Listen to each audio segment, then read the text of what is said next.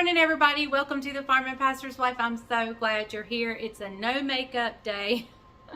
And I just brushed my hair, but that does not mean there's not holes in the back, because usually I have to use product and do this to fill out all the holes and bare spots. So not bare spots, but I have like a weird crown thing, and then so there's like these, my hair wants to part in places it don't need to part. Anyway, so I've done all that. I've come in here, I've washed my hands. It is December 31st. It is New Year's Eve, and I cooked breakfast in here this morning. My stove is just like covered in grease because we did sausage gravy, eggs, bacon, all kinds of things, and had applesauce. It was just a delicious breakfast. I figured I'm going to go out with a bang so I can start the new year off right. Well, and I don't start the new year off right until day 2 because I do eat the traditional meal on New Year's Day. So I've got to make my brother a banana pudding, so that's what I'm going to do now. Let me go see what the temperature is. It is a foggy day. Let me take you over here and show you. It's actually very foggy out our front window. So a foggy day, but it has actually burnt off a little bit. It wasn't quite this, I mean, it's better than it was. It was much more foggy this morning. It is 54 degrees outside. And I knew when I got up this morning, it was a much warmer day. So it is very comfortable here today for me, but all but the fog, you can kind of see out there. It's just really thick. So, all right. So we'll come back in here. I had Caroline, Jamie, the boys, and Daniel here for breakfast this morning. Isaac, of course, was invited, but he likes to sleep. He likes his sleep. So my house needs cleaning. Picking up, well, it really needs cleaning deeply, but I don't have time for that. My poor floors are going to have to be mopped like 5 times in a row.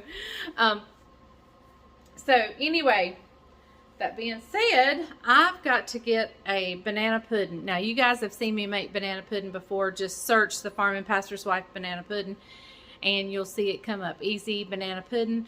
I make everything is from scratch. I just don't cook the custard on the stove top. I do it in the microwave. It's so super easy and wonderful.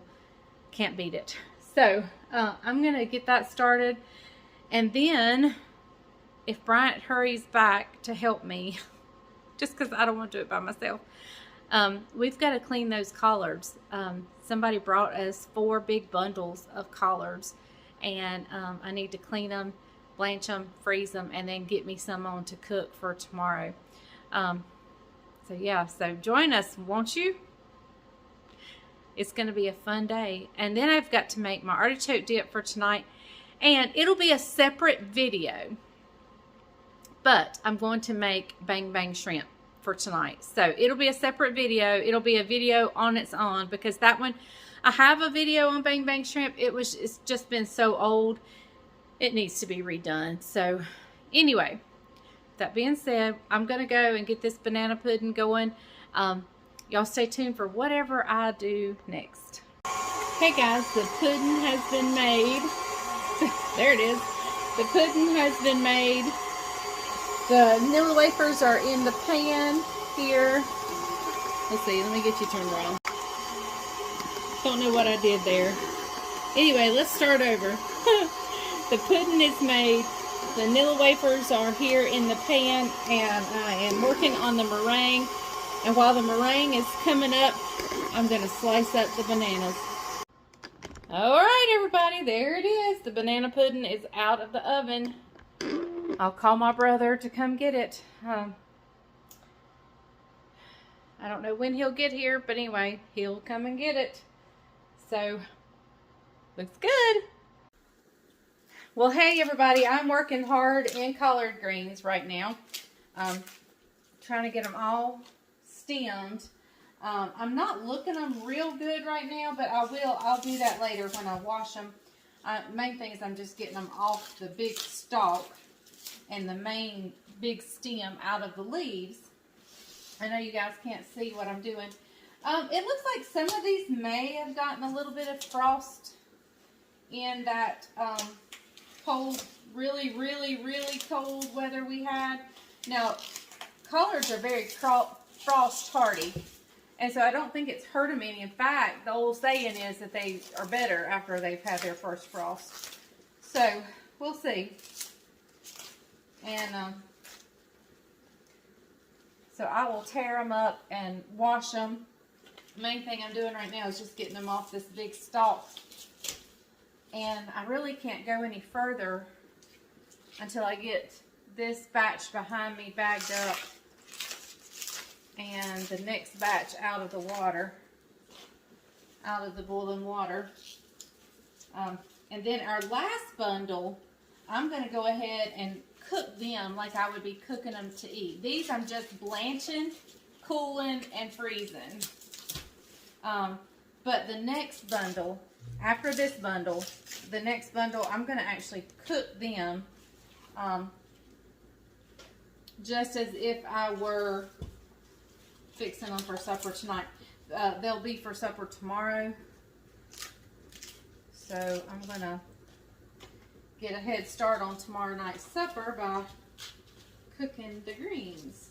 So, all right, I'm going to finish this up. I'll bring you back in just a little bit. Bryant was here helping me, but he's gone with Isaac to, I may have already told you this, but he's gone with Isaac to hunt up some hog jowl, because that's a tradition here. There is this hair just driving me nuts. Anyway, so we will see you back, I guess when they come back and we start on the pot that we are cooking. These I just blanch for like 5 minutes and in just hot water, blanch them, get them out of the hot water and lay them out to cool, and then I bag them up and put them in the freezer. I will show you how I get mine ready to cook to actually if you're cooking fresh collards. So I'll bring you back when we get ready to do that. All right, everybody, they've gotten the hog jowl. They found some that was pre-sliced. This is not the way I like it sliced. I like mine thin, like bacon. But we'll work with this. We can still cut these pieces up too. But they found a whole piece. And so Bryant is slicing it up for me. I like so. Yeah. Did you see that? Did I have it too low? Show them again. Okay, yeah. I may have had the camera too low. I like that right there. There it is. About as thick as like fat bat. Yep. Perfect. Where does hog jowl come from? The jowl. What's the jowl? Isn't it the jowl? I don't know. I think these are my jowls. Y'all, Bryant just told me I was an amateur. Look how he does it. That's just to get them off the stalk. And what I do, after I do that to get them off the stalk, we'll come back and look them real good. Then we'll come back, we'll look them, and then we'll take them even further down, okay? And I want them real small. I mean, I want them good and small, since it's the ones we're going to eat. But that's, yeah, she's an amateur. He said I was an amateur. I was taking too long. Yeah, she's Let's see, these are some that may have been frostbit or something has happened to that one, so we're going to throw that away. If it's discolored, we'll throw it away. Yeah, if it's discolored or has lots of bug bites. But you gotta, this is called de-stalking, is what I'm doing. And then once we get over there to the kind of next station where she's at, that's where we call it stemming, okay? Different people do it different ways. A lot of people aren't used to doing it this way because they buy theirs at the grocery store that's already been de-stalked, but it hadn't been stemmed, and they've already been looked at for quality control. These are fresh from the farm. These are fresh from, look, they cut it right here. They cut it right off the stalk. There's all the stems that are left, okay? These little pieces right here in the dead center. That's the good one. That's some of my favorite because that's the good one. They're tender. Just reach right in there and pull them right out like that. So, all right, guys. So now we're going to look them, and then we'll wash. And I cook these a little different. The ones I blanch, I go ahead and I put them in the boiling water. These I start in the pot with these, and then I add the water, and I'll show you how I season it up. Okay, everybody, I don't know if you saw the big pork loin. It's like the big long one you get at Sam's Club. Yes, it's the great big long one. He's cut it in half. We have over here what we're going to use is a roast in the crock pot. It's sitting. It's in the pot I cook turnip greens in, so I'm going to have to wash the pot out anyway. So we'll put that in a crock pot, and I'll wash the pot before I start cooking my greens. But here is, he sliced up the rest of it. He sliced up half of the rest. Let me show him one more time. Here we go. Into, what, 3/4 inch? No. Half inch? Yeah, about a half inch. Half inch pork chop. Half inch pork chops. So we got 8 pork chops. We got about a 2.5 pound, or 2 pound roast out of it. And then we're going to have about a pound left. I had him save me the fat. Yeah, and we're going to do this crock pot and make barbecue. And pull. So out of that 1 pork loin, we've got 3 meals. Roast, pork chops, barbecue. And when we say 3 meals, we mean 3 meals that feed a large crowd. If this was just me and him, this would probably make, yeah. Oh goodness, 3, 2, 2. So 7, this would make 7 meals for just me and him. Shopping on a budget, that's the cheapest way to buy it. It's about $1.88 a pound at Sam's Club when you buy it that way. If you buy that loin right there at the grocery store right there, that's about $3.98 a pound. So you're getting your meat, your proteins for about half price by buying it in bulk and putting it in good freezer bags. And we won't wait 3 or 4 weeks to use this. We'll probably use this within the next 7 to 10 days. Yeah. Once we've let meat thaw and refreeze it, we use it quickly. Yep. And so we'll use these pork chops in that for barbecue soon. Don't that look perfect? It looks good. That's a pretty pork chop. Yep, pretty pork chop. All right, I'm going to get this in the crock pot and wash my pot up, and then we're going to get the greens on to cooking. Okay, everybody, we have our pot of greens here, and I filled it up with the greens first, and then I pushed it down and just filled it with water till it touched my fingers. And so now what I'm going to do is I'm going to put a sprinkling of salt in there. I'm not going to put much because I'm also going to put in some chicken base. Okay, I'm also going to put in about a teaspoon of sugar, just a little bit. Not to make it sweet, just to cut the bitterness a little bit. I'm also going to add just a little, maybe a half a tablespoon of chicken base. That's a secret weapon. Yes. I actually may add 2 of those. So maybe a tablespoon. Let's go with a tablespoon of chicken base. And then just because we have some, this is not necessary. But if you have some side meat or whatever, but we had that hog jowl that Bryant was having to cut up, and it wasn't cut up very pretty. So we saved some of the pieces that probably won't fry up good to be hog jowl, but we can use them for delicious seasoning. And that is smoked hog jowl. It is smoked, so it's going to give it a good smoked flavor. And it's got salt on it as well. So I'm going to go light on the salt, I hope. I hope I went light on the salt. Okay, so we're just going to turn this on. Get it to cooking. And just let it cook. The juice in the middle, the juice in the pot, when we get it down, it'll have like this army green color. And do you know what we call that? What do you call the juice? What do you call it? Pot liquor. Really? Yeah, it's called pot liquor. And so your collard greens pot liquor is so good. That's what Mama used to call me when she made a pound cake. Pot liquor? Yeah. Bowl liquor. Bowl liquor. Okay, guys. I'm going to put a lid on this. Watch it, make sure it doesn't boil over. And I'll bring you back when they're done. Okay, guys, I thought I'd show you real quick. I have in the crock pot here, it's still thawing out, the pork loin, so I just stuck it in there to let it thaw out. But as you can see, I've got the fat facing upward. The reason I do the fat on top is because as the fat melts, it melts down into the meat, making the meat juicier, and it just gives it more flavor. And so, as far as tonight, my kitchen looks like a tornado has hit. Breakfast, collards, banana pudding, you name it. We've done it in the kitchen today. Hog jowls, and it's just a mess. But instead of doing artichoke dip, she did say she didn't have anything sweet. So I had some graham cracker crumbs, a half a box left that I needed to get rid of. So I'm just making a batch of Magic Bars. I didn't even eat a single one at Christmas.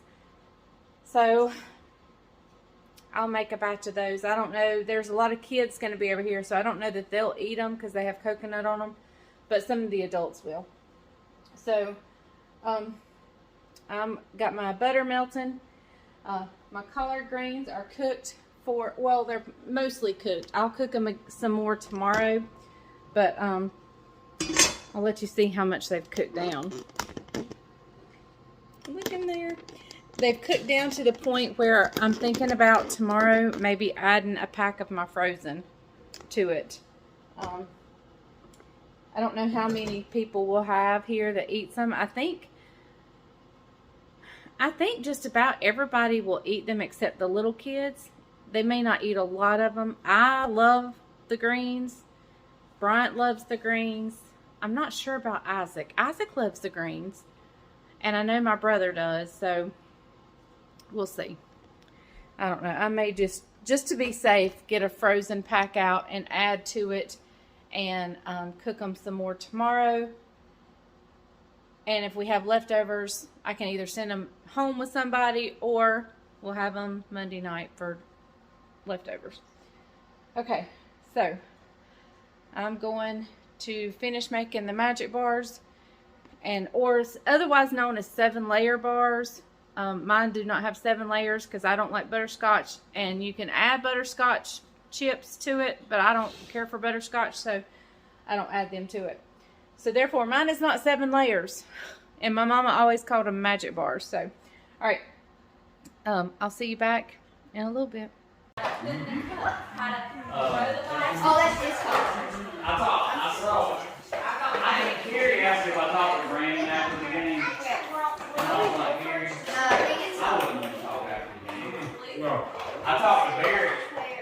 This is how we spend our New Year's Eve, trying to solve a mystery. This is a game I got Jamie for Christmas, and so we are trying to solve a mystery. Okay, everybody, we ended our night over at Caroline's, as you could see. Bryant and I slipped out right before midnight and came home because he had to preach. And so we had a great time. It was a wonderful evening. And, of course, we didn't do couch time. So we just wanted to say good night. I hope you enjoyed following me along on my New Year's Eve. And and we will see you next time on The Farm and Pastor's Wife, where if the grease is hot enough, you can fry anything. Bye, y'all. Bye, y'all.